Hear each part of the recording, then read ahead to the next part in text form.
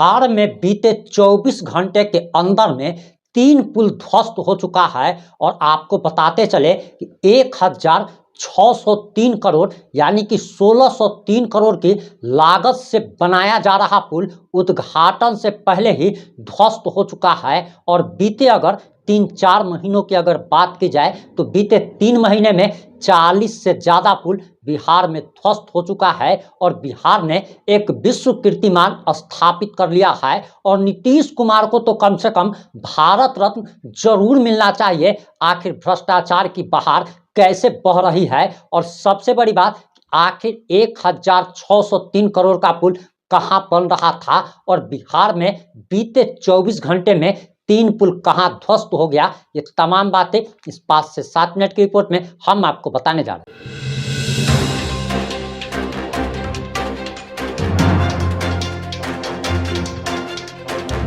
नमस्कार, मैं प्रिंस कुमार सिंह और आप देख रहे हैं पॉजिटिव इंडिया। इस वक्त की सबसे बड़ी खबर बिहार से आ रही है, जहां के बारे में बताया जा रहा कि 1603 करोड़ की लागत से बन रहा पुल उद्घाटन से पहले ही ध्वस्त हो चुका है। और मीडिया रिपोर्ट्स के अनुसार जो जानकारी आ रही है वो भी हम आपको बताएंगे, लेकिन आपको बताते चले कि दरअसल बिहार में बीते 3 महीने में 40 से ज़्यादा पुल ध्वस्त हो चुके हैं। इसके बावजूद भी सरकार की आंख नहीं खुल पा रही है। और सबसे बड़ी बात तो ये है कि जिस कंस्ट्रक्शन कंपनी को काम दिया जाता है और जो कंस्ट्रक्शन कंपनी भ्रष्टाचार करती है, पुल गिर जाता है, आखिर फिर से दोबारा उसको कैसे टेंडर दे दिया जाता है। और सबसे बड़ी बात कि हजारों करोड़ का पुल लगातार गिर रहा है, लेकिन अभी तक कोई भी ठोस कार्रवाई सरकार नहीं कर पा रही है। क्या सरकार भ्रष्टाचार में लिप्त है? क्या नीतीश कुमार और बीजेपी की सरकार भ्रष्टाचार में लिप्त होकर अब कह सकते हैं कि अपना घर भर रही है या फिर स्विस बैंक भर रही है? यही आरजेडी महागठबंधन की सरकार में अगर ऐसा कुछ भी होता था तो बीजेपी वाले सड़क पर नंगा नाच शुरू कर देते थे, लेकिन इनके शासनकाल में जब हजारों करोड़ का पुल लगातार गिर रहा है, इसके बावजूद भी कोई ठोस कार्रवाई नहीं हो रही है। और आपको बताते चले कि मीडिया रिपोर्ट्स के अनुसार जो जानकारी निकल के सामने आ रही उसके अनुसार दरअसल बताया जा रहा कि बिहार की राजधानी पटना में एक और निर्माणाधीन पुल का हिस्सा गिर गया। यह बख्तियारपुर ताजपुर गंगा महासेतु का एक हिस्सा है। अधिकारियों ने बताया कि दरअसल इस हादसे में कोई भी घायल नहीं हुआ है और इस पुल की लागत 1603 करोड़ रुपए से ज़्यादा है। पुल का निर्माण बिहार राज्य सड़क विकास निगम लिमिटेड द्वारा किया जा रहा था। वहीं आपको बताते चले कि एक न्यूज एजेंसी की रिपोर्ट के अनुसार बताया जा रहा कि यह घटना हाल के दिनों में बिहार के कई जिलों में 1 दर्जन से ज़्यादा पुल का जो हिस्सा गिरा है वो गार्डर बियरिंग बदलने के दौरान गिरा है। वहीं इस मामले को लेकर मुख्य महाप्रबंधक प्रवीण चंद्र गुप्ता ने बताया कि यह प्रक्रिया नियमित थी और उन्होंने मौके पर जाकर स्थिति का निरीक्षण कर लिया है। बता दें कि स्थिति का निरीक्षण कर लिया, इनकी ड्यूटी पूरी हो गई। हजारों करोड़ का पुल, अब आपको बताते चले कि हम इतना चिल्लाते इसीलिए हैं क्योंकि आपके टैक्स के पैसे से इस पुल का निर्माण होता है, सड़क का निर्माण होता है। यह जनता के टैक्स के पैसे की चोरी है एक तरीके से। और आप सोचिए कि आप किसी व्यक्ति को अपने घर बनाने का काम देते हैं और वह अगर गलत काम करेगा तो फिर आप उसे टेंडर दोबारा क्यों देंगे?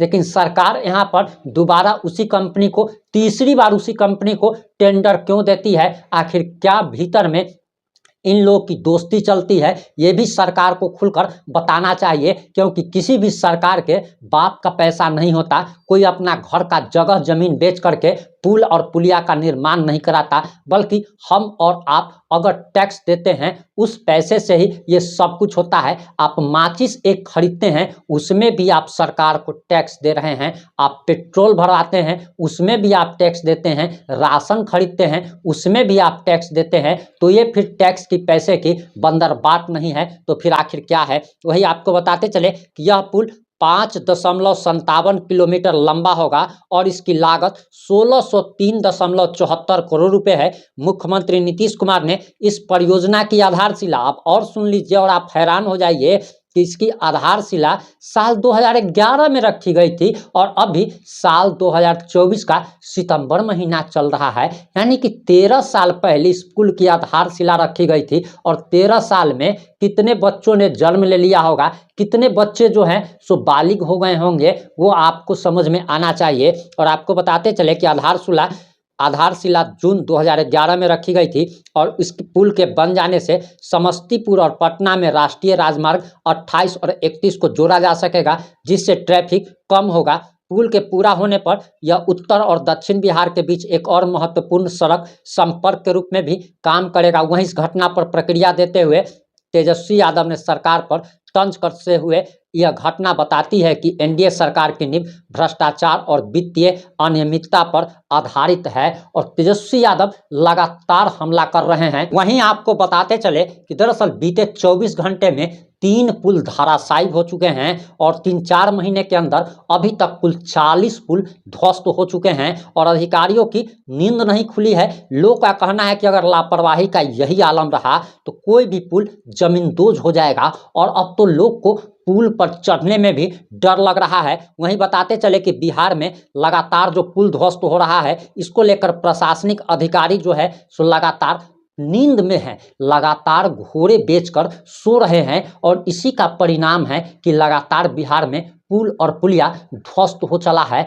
और लोग जो है अपने बैंक अकाउंट को फुल करने के चक्कर में लगे हुए हैं। इन्हें बिहारियों से कोई मतलब नहीं है। वहीं बताया जा रहा कि दरअसल प्रदेश में अभी भी कई ऐसे पुल हैं जो कि क्षतिग्रस्त हो चुके हैं और ऐसा ही एक पुल मुजफ्फरपुर जिला में भी है। दरअसल लंबे समय से मेंटेनेंस के अभाव के कारण मुजफ्फरपुर के दादर पुल पर भी खतरा मंडरा रहा है और इस पुल से रोज हजारों की संख्या में गाड़ियां गुजरती है।